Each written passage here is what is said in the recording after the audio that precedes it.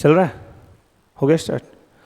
तो बात कर रहा था मैं आपसे, मैं पूरा एक बार रिपीट कर दे रहा हूँ थोड़ा सा, फिर उसके बाद आगे बढ़ रहा हूँ। दिल्ली सल्तनत के बारे में बात कर रहा था, और दिल्ली सल्तनत में मैंने आपको बताया था कुल मिला के कितने वंश थे आपके? 5 वंश थे। पहला वंश जो था वो था गुलाम वंश, दूसरा खिलजी, तीसरा तुगलक, और चौथा सैयद, और 5वां लोधी। और लोधियों के बाद में मुगल आ गए भारत में। गुलाम वंश हो चुका था, 3 वंश थे इसमें, कुतुबी वंश, कुतुबी वंश, शमसी वंश और बलवनी वंश। खिलजी में हो चुका था आपका, मैंने बताया था महत्वपूर्ण शासक अलाउद्दीन खिलजी था। तुगलक वंश चल रहा था। तुगलक वंश में पहला शासक आपने पढ़ा है गयासुद्दीन तुगलक। इसके बारे में जो महत्वपूर्ण बातें थी वो मैंने आपको लिखवा दी थी, पढ़ा दी थी, करवा दिया था। इसके बाद MBT, दिल्ली सल्तनत का सबसे विद्वान शासक, लेकिन किसके अनुसार? डॉक्टर ईश्वरी प्रसाद के अनुसार। वैसे सब लोग इसे सबसे मूर्ख शासक बताते हैं, खास करके बर्नी ने तो इसे जो है वो मूर्ख ही माना है। अब MBT के बाद जो गद्दी पर बैठता है वो बैठा है, इसका भाई, चचेरा भाई था, ठीक है, चचेरा भाई गद्दी पर बैठा, जिसका नाम था FST यानी फिरोज शाह तुगलक। कहते हैं कि ये गयासुद्दीन का एक भाई था जिसका नाम था रज्जब, ये रज्जब का पुत्र था। तो चूंकि रज्जब का पुत्र हुआ FST और MBT गयासुद्दीन तुगलक का पुत्र हुआ, तो ये चचेरा भाई हुआ FST फिरोज शाह तुगलक। तब ये गद्दी पर बैठा, और फिरोज शाह तुगलक गद्दी पर बैठता है 1351 में, और कब तक रहा? 1388 तक। ठीक है, तो बात करनी है फिरोज शाह तुगलक के बारे में। बहुत महत्वपूर्ण शासक है, बहुत कुछ काम किए हैं, ठीक है। फिरोज शाह तुगलक,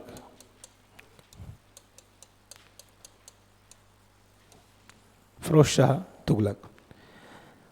सबसे इंपॉर्टेंट चीज जो है ना, अभियान इतने ज्यादा महत्वपूर्ण नहीं है इसके जितने महत्वपूर्ण हैं इसके सुधार। जो इसने सुधार किए हैं, क्या क्या सुधार किए, एक एक करके मैं बताते हुए चल रहा हूं। जो नोट्स में दिया हुआ है वो अच्छी बात है, जो नहीं दिया हुआ है उसे मैं लिखवा दूंगा आपको।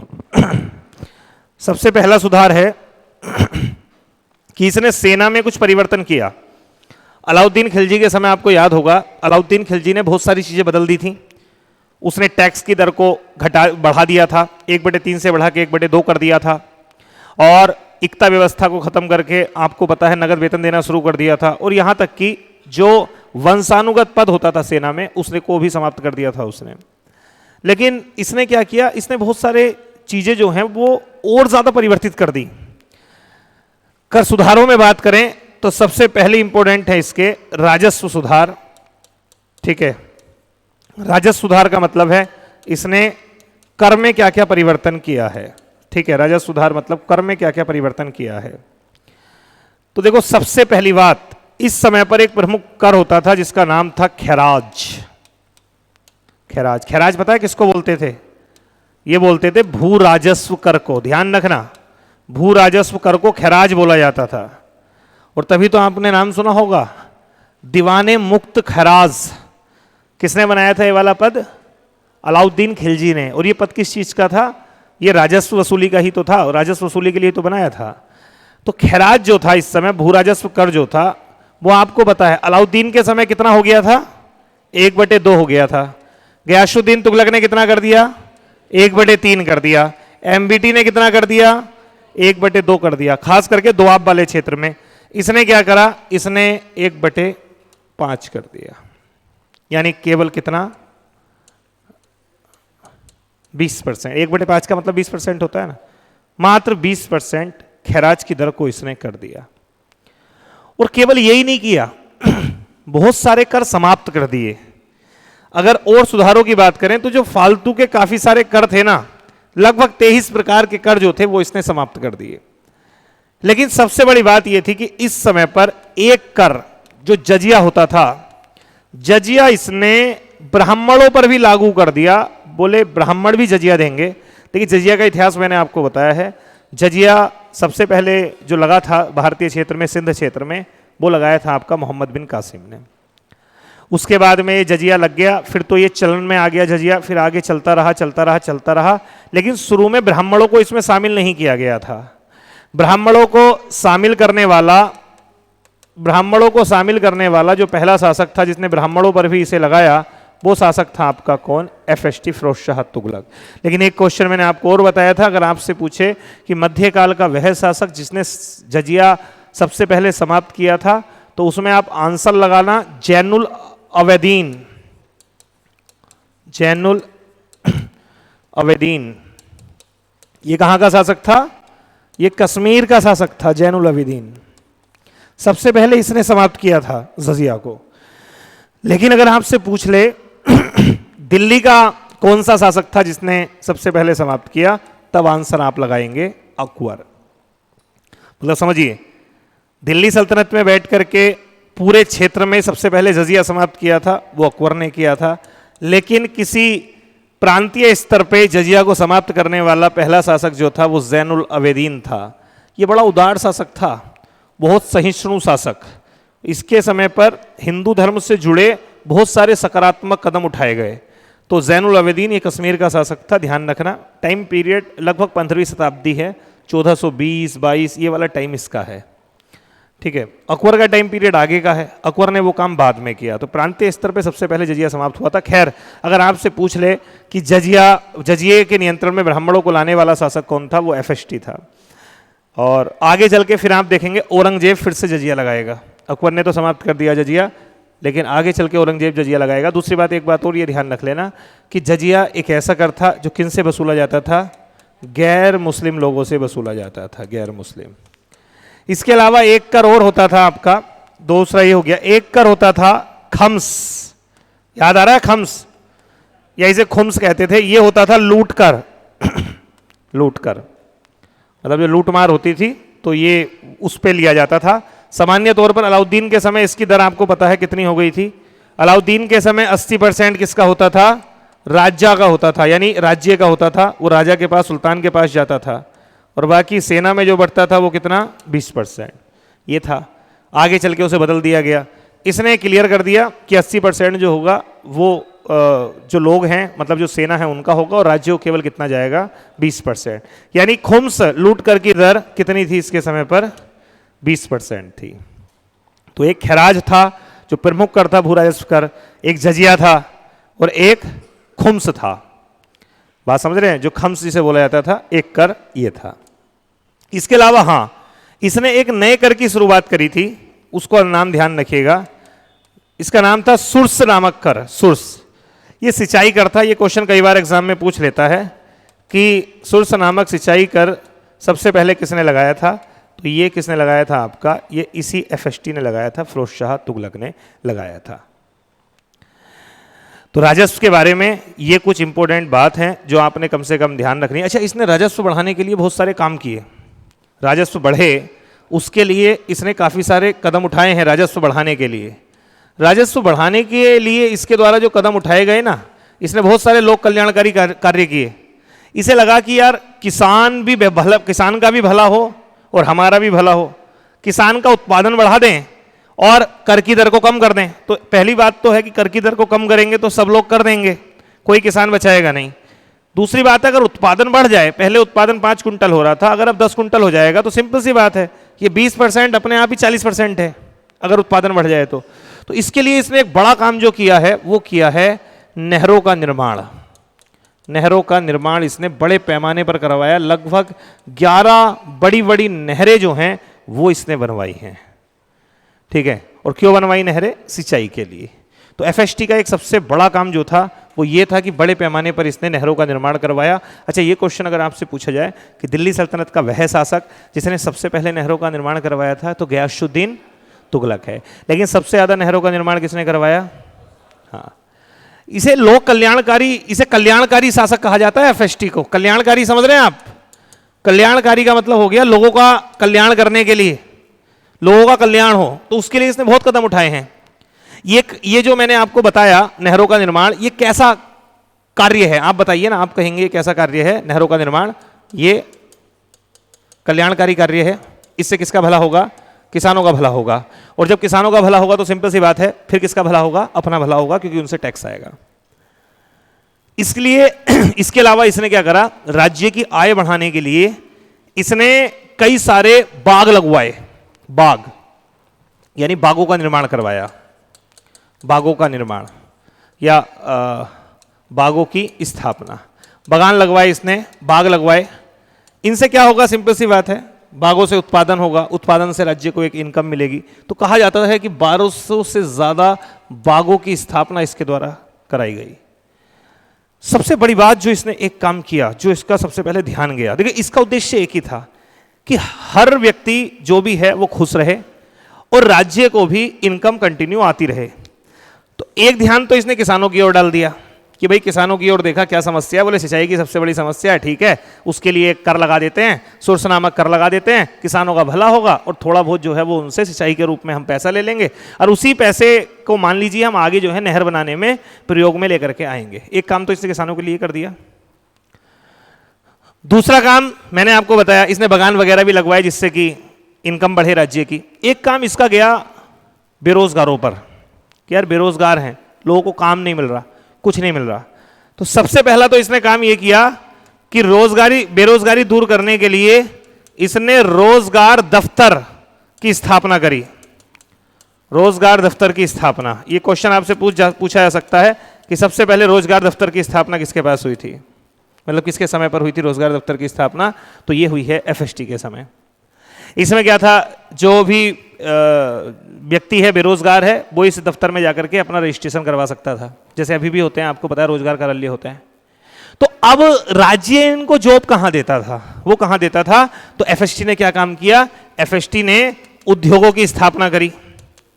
एफएसटी ने उद्योगों की स्थापना करी।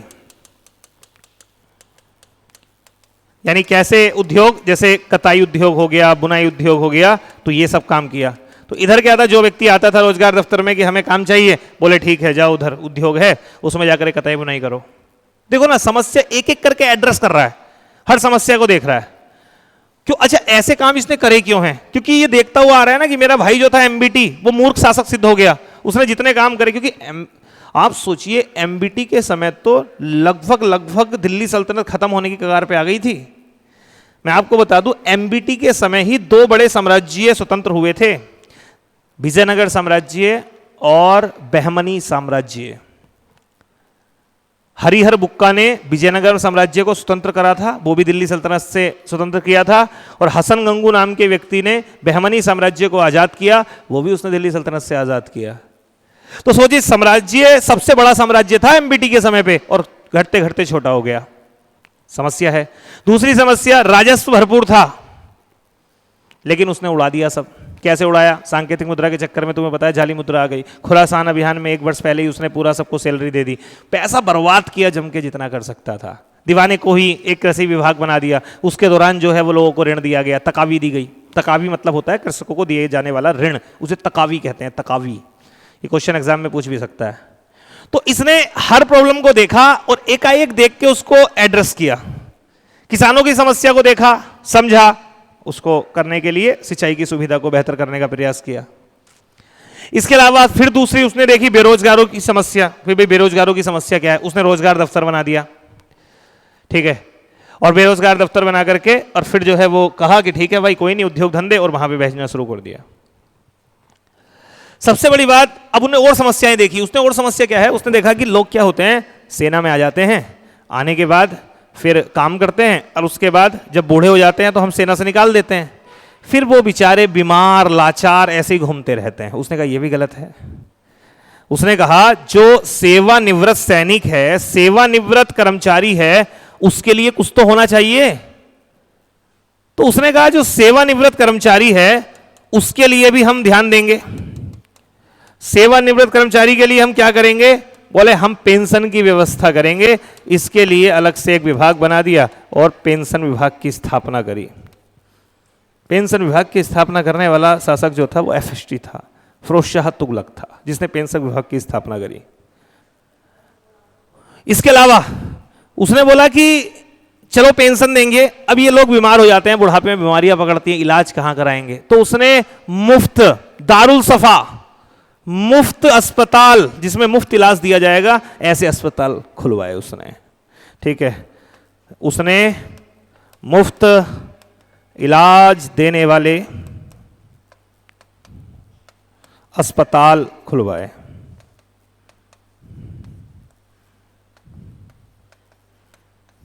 देखो एक एक करके समस्या देख रहा है। पहली समस्या उसने किसकी देखी? किसानों की। ठीक है, तो किसानों की समस्या के लिए उसने नहरों का निर्माण करवा दिया, ये सब काम करवाया। दूसरी समस्या उसने देखी बेरोजगारी की, उसने बेरोजगारी के लिए काम किया। तीसरी समस्या उसने देखी जो कर्मचारी सेवानिवृत्त हो जाते हैं, उनको अगर पहले से ये रहेगा कि हाँ सेवानिवृत्त होकर के भी हमारे लिए व्यवस्था रहेगी, तो उसके लिए भी उसने करा। समझ रहे हैं? उसने अस्पताल खुलवाया, मुफ्त इलाज वाले अस्पताल उसने खुलवाए, और इसके अलावा उसने जो है वो पेंशन विभाग की स्थापना करी। बात समझ रहे हैं? अब उसने और समस्याओं को ढूंढा कि भाई और कहां कहां समस्याएं देखने के लिए मिल रही हैं। तो उसने कहा समस्या है। बोले क्या? बोले समस्या इन दासों की भी है, जो दास हैं उनके साथ भी समस्या चल रही है, उनके भी कुछ अधिकार होने चाहिए, उनका भी एक विभाग उनकी मांगों के लिए होना चाहिए। बोले ठीक है, एक विभाग बना दो। उसने दासों के लिए भी एक विभाग बना दिया, नाम था दीवाने बंदगान। दीवाने बंदगान, बंदगान का मतलब दासों से होता है जो गुलाम थे। गुलामों के लिए एक विभाग स्थापित कर दिया, नाम था दीवाने बंदगान। देखो कर रहा है ना, एक एक करके चीजें स्थापित करता चल रहा है। समस्या देखी, तो गुलामों की भी समस्या है। बोले ठीक है, एक विभाग बनाते हैं, ये विभाग क्या करेगा? इनकी देखरेख करेगा। इसके अलावा फिर उसने और समस्या देखी, भाई और क्या है, क्या चीजें हैं, कहां कहां और समस्या दिखाई दे रही है। तो उसे समस्या दिखाई दी कि अभी कुछ गरीब लोग हैं, कुछ बच्चे हैं, अनाथ लोग हैं, कुछ महिलाएं जो विधवा हैं, असहाय हैं, उनके लिए कुछ ना कुछ व्यवस्था करी जाए। तो उसके लिए उसने अलग से एक विभाग बना दिया, दीवाने खैरात। ठीक है, किस किस के लिए? गरीब लोगों के लिए, महिलाओं के लिए। ठीक है, उनके लिए एक बना दिया, और नाम दीवाने खैरात। दीवाने खैरात कॉन्सेप्ट क्या था?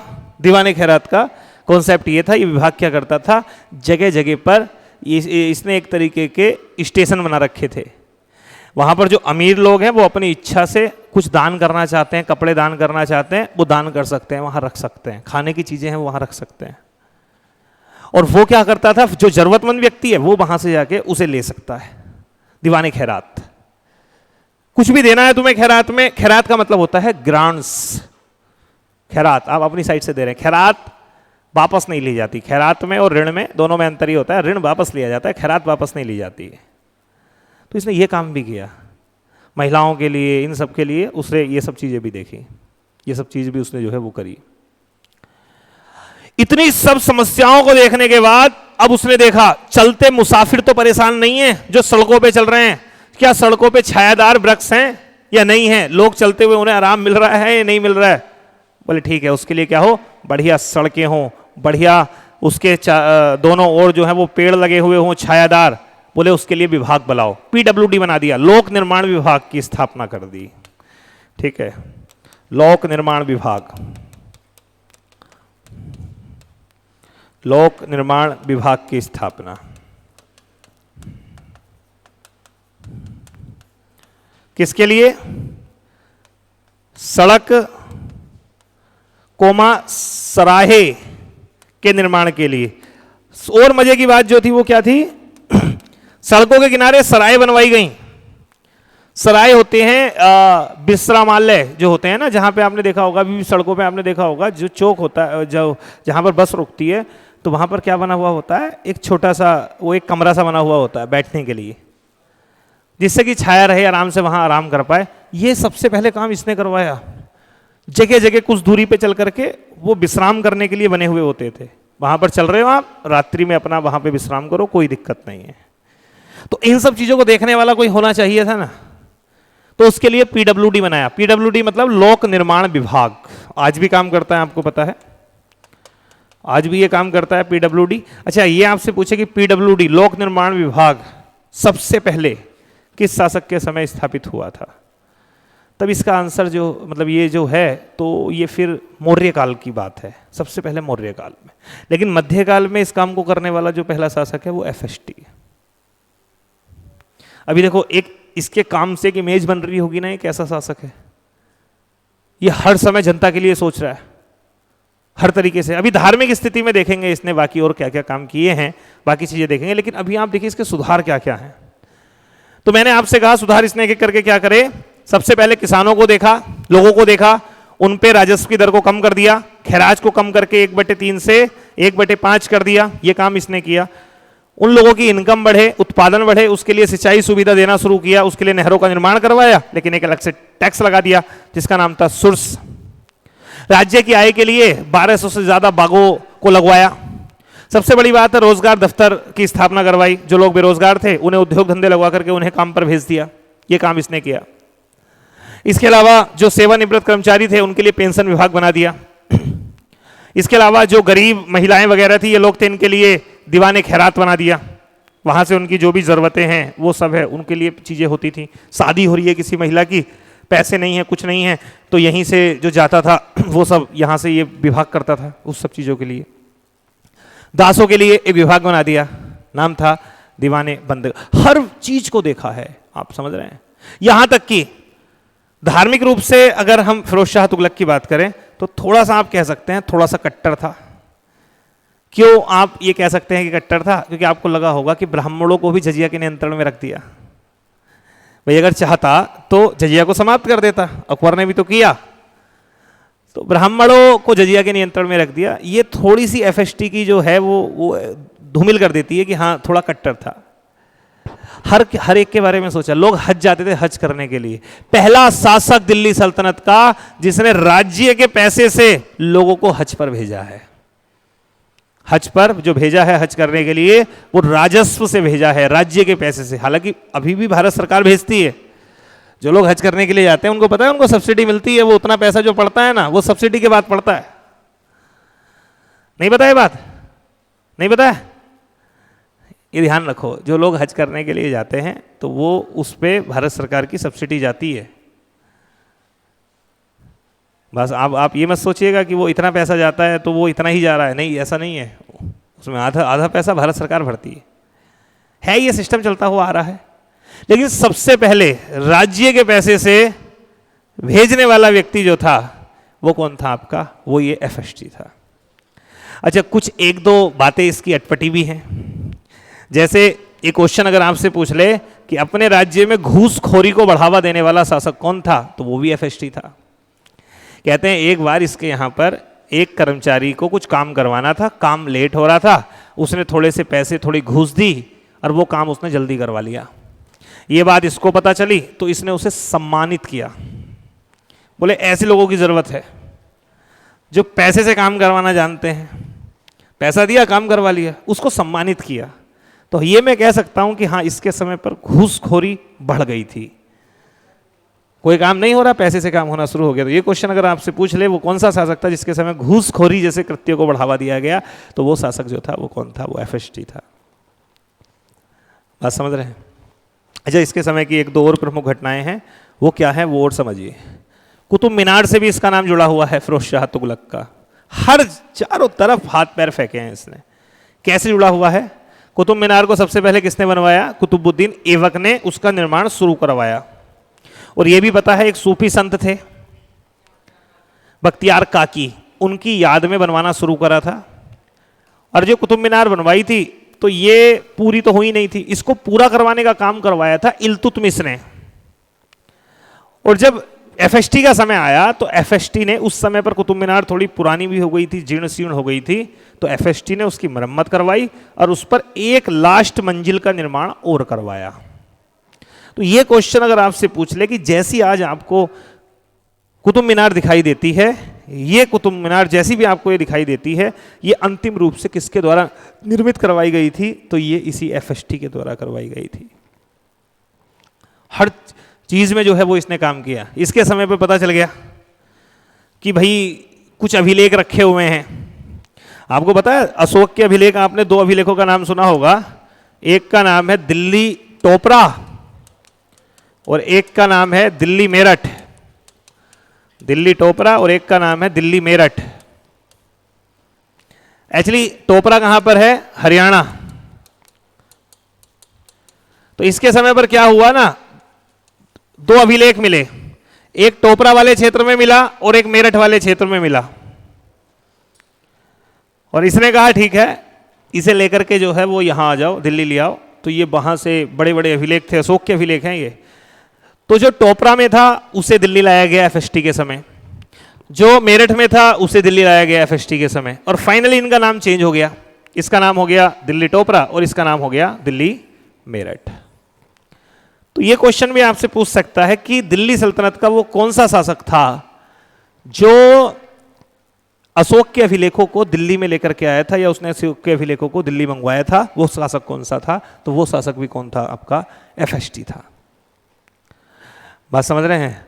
खैर, अभी ये कुछ इसके प्रमुख सुधार हैं जो मैंने आपको बताए हैं, जो जो काम इसने जो जो चीज़ें करी हैं। कुछ इक्का दुक्का चीज़ें बची होंगी तो वो मैं आपको कराऊंगा, अभियान वगैरह और बाकी की चीज़ें हैं। एक बार आप इन चीज़ों को देखो, इन चीज़ों को पढ़ो, ठीक है? इनको एक बार आप देखो। सिद्धू